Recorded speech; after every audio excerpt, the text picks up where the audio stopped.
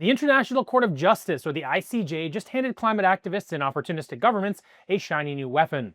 The UN's highest court declared that countries can now be held legally accountable for their contributions to climate change, including historic emissions, even if they're not part of the Paris Agreement.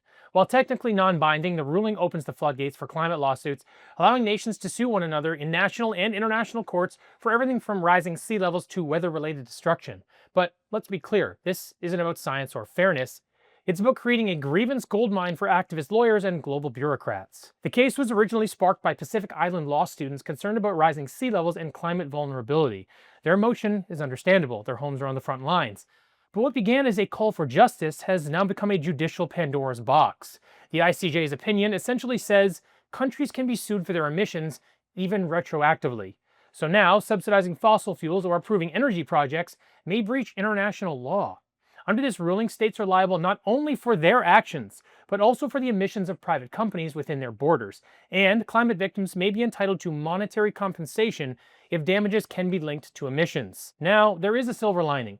Even the judges admit it will be nearly impossible to untangle who caused what.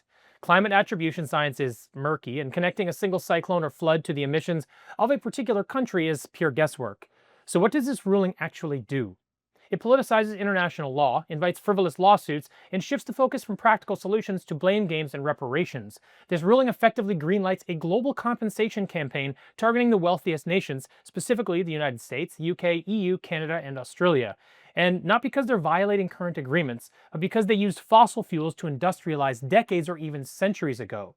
So, the nations that lifted billions out of poverty, invented many of the modern luxuries we all benefit from today, and created the very institutions being weaponized against them, now face legal action for bringing the world into the 21st century. And again, the ruling implies that even countries outside the Paris Agreement are still legally obligated under broader international law. In other words, there's no way out. No matter your economic situation, national priorities, or energy needs, you must conform or else. And else means being sued for damages from floods, storms, or crop failures that might be linked to climate change, even if the science behind those links is wildly inconclusive.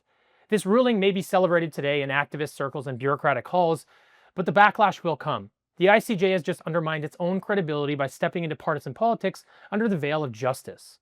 Rather than encouraging cooperation and innovation, this ruling fuels division, resentment, and a dangerous global blame game, one where the very countries investing most in clean energy and climate adaptation are punished for having led the Industrial Revolution.